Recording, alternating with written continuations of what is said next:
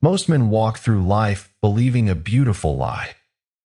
They assume that if they give their loyalty, their attention, and their unconditional devotion, they will receive the exact same things in return. But reality does not care about your ideals. It operates on a completely different set of rules, rules that the ancient Stoics understood perfectly, and that modern men only discover when it is already too late. You give everything you have. You invest your time, your focus, and your emotional stability into building a connection. And then, without warning, the temperature changes. The partner who was warm and attentive yesterday becomes distant, cold, or irritated by your very presence. You are left in the quiet dark, replaying every conversation, searching for the mistake you must have made. But you did not make a mistake. You simply ran headfirst into human nature, unfiltered, unromanticized, and completely honest. Men do not suffer because others are malicious. They suffer because they misunderstand the fundamental laws of human psychology. Today, we are going to look behind the curtain. We will examine the silent patterns that govern how human energy, attraction, and respect interact, using the same harsh realism that Machiavelli and the Roman Stoics wrote about centuries ago. Once you see these patterns clearly, the fog lifts. You stop reacting, you stop over-explaining, and you stop giving your sovereign power away. Seneca once wrote that it is not that we have a short time to live, but that we waste a lot of it. And there is no greater waste of a man's life than spending years trying to navigate relationships using a map that does not match the actual terrain. Let us begin with the first hidden truth, the conditional nature of desire. Men love with ideals, women love with instinct. A man will often look at a woman and decide to cherish her simply for who she is, holding on to an idealized picture of her in his mind. But a woman's attraction operates on a dynamic axis. It is not tied to a static decision. It is a live reaction to what you are projecting in the present moment. Consider the story of Mark, a 59-year-old retired corrections officer from Missouri.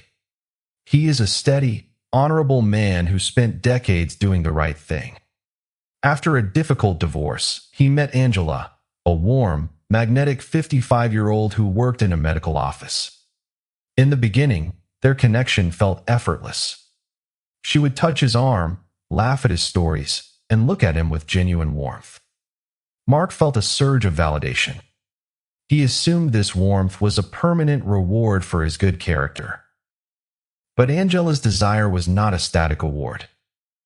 It was a chemical reaction to Mark's presence, his quiet strength, his lack of desperation, and his masculine confidence. When Mark started feeling insecure about losing her, his behavior shifted. He began sending long, over-explaining text messages. He started asking if everything was okay whenever she took more than an hour to reply. He was looking for reassurance. And instantly, the warmth vanished. Mark was confused. He thought he was showing his deep feelings. In reality, he was projecting a weak, fragile energy that completely extinguished her attraction. A woman's instinct is designed to seek a harbor, not a child to soothe. When you lose your center, you lose her respect, and when respect dies, desire soon follows. This leads us to the second hard truth, the silent self-interest switch. We are taught to believe that human relationships are built on a foundation of pure selflessness. But the ancient philosophers knew better. Machiavelli observed that human beings are naturally self-interested, fickle, and practical. This is not an insult to humanity. It is a description of how we survive. Every individual has a self-interest switch running quietly in the subconscious. A woman does not calculate this maliciously. It is an evolutionary compass. She calibrates her investment in you based on what you actively bring to her reality, emotionally, mentally, and spiritually. When your presence elevates her life, she naturally moves closer. When your presence drains her, or when you become highly reactive and dependent, her system registers you as a liability. She pulls back. Most men interpret this distance as a game or as a sign of confusion. It is not. It is calibration. If you grow stagnant, if you stop pursuing your own purpose, and if you make her the sole source of your happiness, you flip her self-interest switch to the off position. Epictetus taught that we must make the best use of what is in our power and let go of what is not. You cannot force someone to feel desire. You cannot negotiate attraction. The moment you try to argue or plead for attention, you confirm her subconscious suspicion that your value has dropped. The only rational response is to return to your own center, focus on your own discipline, and let your presence speak for itself. This brings us to the third pattern, the silent loyalty test. True character is never revealed during times of abundance. It is revealed when the tide goes out and the ground begins to shake. Take the case of Thomas, a 58-year-old former firefighter from North Carolina. He was a pillar of strength, physically robust, financially stable, and emotionally grounded. He met Valerie, a lively entrepreneur. For 2 years, she praised his reliability. She told him he was the most dependable man she had ever met. Then, Thomas suffered a severe shoulder injury that required surgery. The recovery was slow and painful. He could not work, his physical energy plummeted, and he found himself feeling uncharacteristically anxious about the future. He was no longer the unshakable rock. Valerie did not offer comfort. Instead, she began to drift. Her phone calls grew shorter. She stopped dropping by. When he expressed his frustration, she accused him of being negative and demanding. Thomas did not fail a test. The test simply revealed Valerie's true capacity. Her loyalty was not to Thomas the human being. It was to the utility of Thomas the protector. Seneca wrote that adversity reveals who your true friends are. In the modern landscape, adversity reveals who is actually standing beside you, and who is merely enjoying the shade of the tree you built. When life squeezes you, do not beg for loyalty. Observe who stays close when your hands are empty. That observation is the most valuable data you will ever receive. And what is the absolute foundation of this entire dynamic? It is the respect line. Desire cannot exist without respect. It is a psychological impossibility. Yet, many modern men attempt to bypass respect entirely by offering endless kindness, compliance, and material gifts. They believe that if they are incredibly nice, they will be rewarded with love. But kindness without boundaries is not virtue, it is cowardice. Women are highly sensitive to boundaries. Subconsciously, they will push against your limits to see if those limits are real. They will test your resolve. They will arrive late, make passive-aggressive comments, or pull their attention away just to see if you will bend your knees to keep them pleased. If you collapse under this pressure, if you tolerate disrespect just to avoid conflict, her attraction disappears instantly. She realizes you do not respect yourself, and if you do not respect yourself, she cannot trust you to protect her or lead the relationship. Think of Marcus Aurelius, who reminded himself daily to remain like a rocky promontory against which the waves continuously break. When a woman pushes your boundaries, she is looking for that rock. She wants to see if you will remain calm, steady, and unmovable, or if you will wash away with the tide. This is exactly how Greg, a 56-year-old Navy mechanic, saved himself from falling into the trap. He was dating Lisa, a sharp, highly attractive woman who was used to getting her way with men. On their third date, Lisa showed up 45 minutes late without calling or offering an explanation. Most men would have sat there, waited, and smiled when she arrived, desperate not to ruin the evening. But Greg had a clear respect line. When she finally walked in, he greeted her calmly. He did not raise his voice. He did not show anger. He simply said that he valued his time, and that since the evening was already off schedule, they should reschedule for another day. He paid for his drink, wished her a pleasant night, and walked out. Lisa was stunned. No man had ever walked away from her. The next morning, she sent a sincere apology, and when they met again, her behavior was entirely different. She was soft, attentive, and deeply respectful. By holding his boundary, Greg proved he was a man of high self-governance. This is the boundary game. It is not about punishing the other person. It is about declaring who you are. A boundary is not a weapon to control someone else. It is a shield to protect your own dignity. When you enforce your standards quietly and without emotional outbursts, you create a natural gravity. People quickly realize that access to your life is a privilege, not a free right. And here is the irony most men never discover. The moment you show you are willing to walk away from disrespect, you become infinitely more attractive. Your value rises because it is clear you cannot be bought with cheap attention. This is closely connected to the power of distance. Many men believe that the key to building a relationship is constant contact.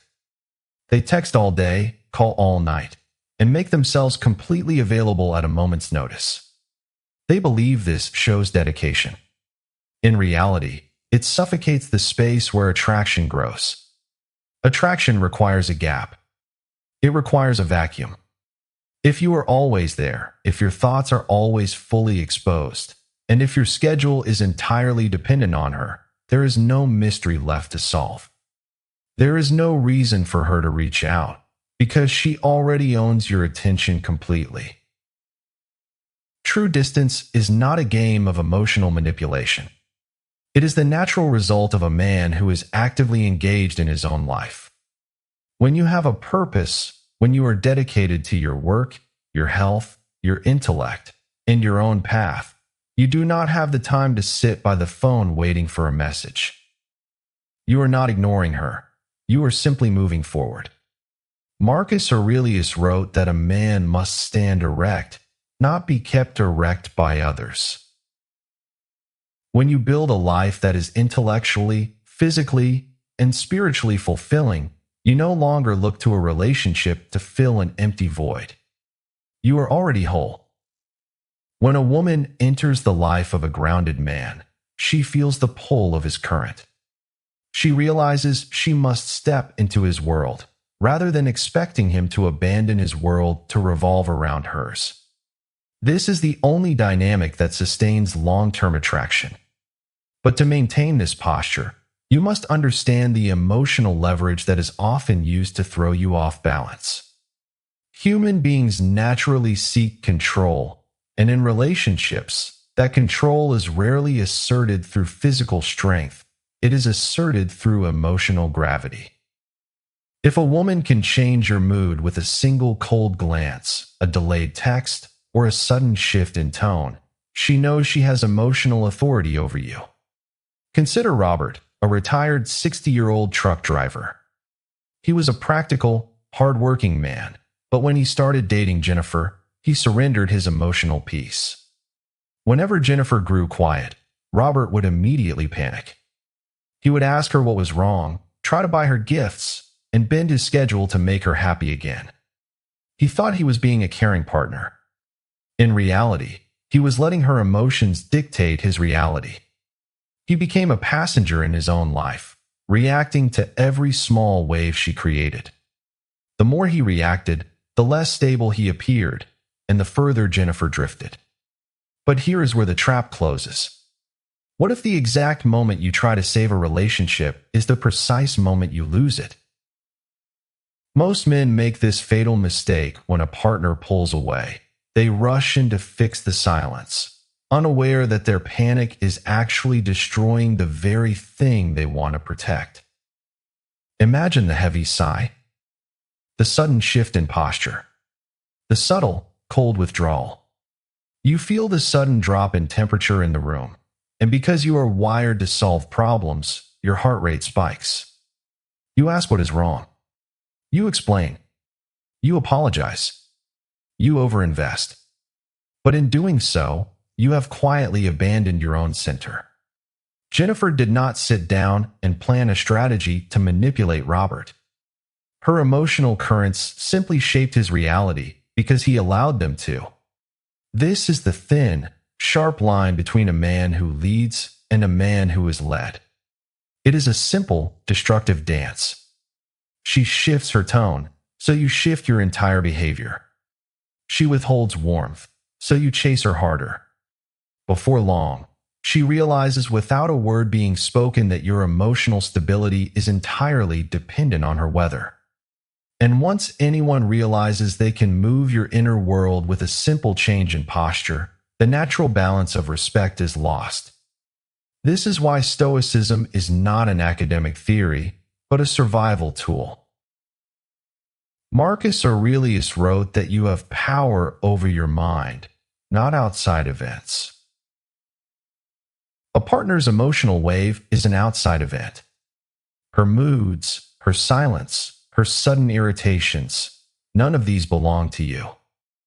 You cannot control them, and trying to do so is a form of quiet madness.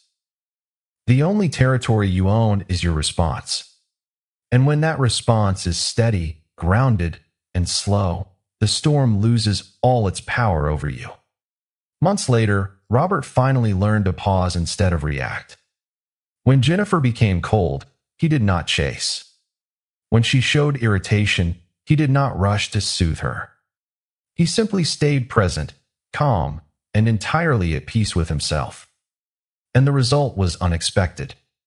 Her emotional swings became shorter. Her respect returned. Her attraction deepened. Why? Because emotional pressure only works on a man who is willing to abandon himself. The human mind instinctively gravitates toward stability, toward a mountain that does not tremble when the wind blows. But there is an even deeper, darker psychological pattern that most men never see until it has already cost them years of their lives. It is not malicious. It is entirely instinctual. This pattern is simple. A partner mirrors the version of you she is attracted to, not the version you think you are. We like to believe we are loved for our history, our kindness, or our intentions. But human connection is built on the experience you create in the present moment.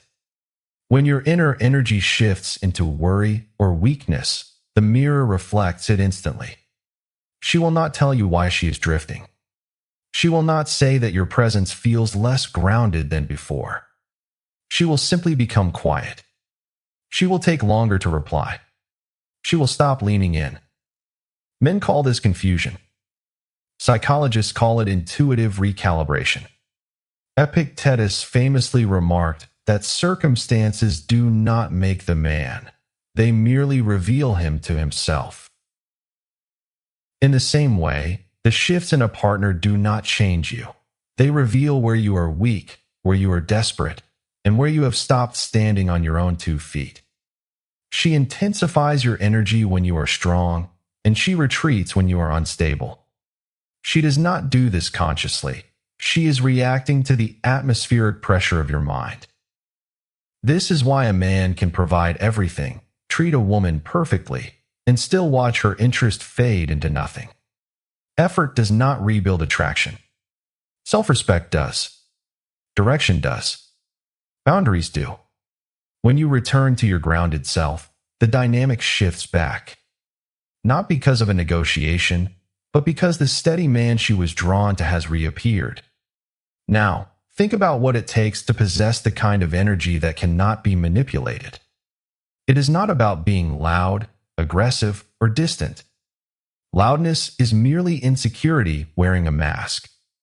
Real strength is quiet, silent, and immovable. Consider David, a 57-year-old retired paramedic. He had looked death in the face for decades. When he met Michelle, she brought a whirlwind of intense emotions into his life. She tried the classic tests, pulling back for a day, dropping hints of jealousy, waiting to see if he would scramble to reassure her. Most men in her past did exactly that. But David had stood in emergencies where panic meant death. He did not chase. When she pulled away, he went hiking. When she sent a testing text, he replied hours later with the same calm, steady warmth. When she said, "Perhaps you are not as interested as I thought," he did not argue. He simply said, "I do not prove myself through conflict." He did not raise his voice. He did not beg. He simply remained anchored. And Michelle, finding no leverage to upset his balance, stopped playing the game. She felt safe because she realized she was with a man she could not break. Seneca wrote that self-command is the greatest command of all.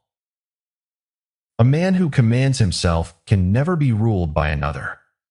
This brings us to the ultimate peak of Stoic resilience. Every emotional game, every test of distance and desire, is only a problem if you lack self-governance. If your identity relies on a warm text or a smile to survive the day, you are completely at the mercy of others. An untouchable man is not a cold man. He is an emotionally disciplined one. He can feel deep affection without losing his boundaries. He can feel passion without losing his judgment. He does not demand reassurance because his worth is already settled. When you stop trying to control how people feel about you, you reclaim your life. You give them the space to be human, and you give yourself the freedom to be strong. You stop seeking to win them, and you focus on mastering yourself. Seneca warned that the greatest obstacle to living is expectancy, which hangs upon tomorrow and loses today.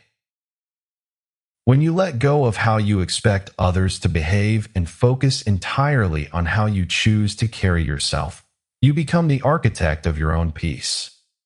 Master your mind, and the world will adapt to your silence.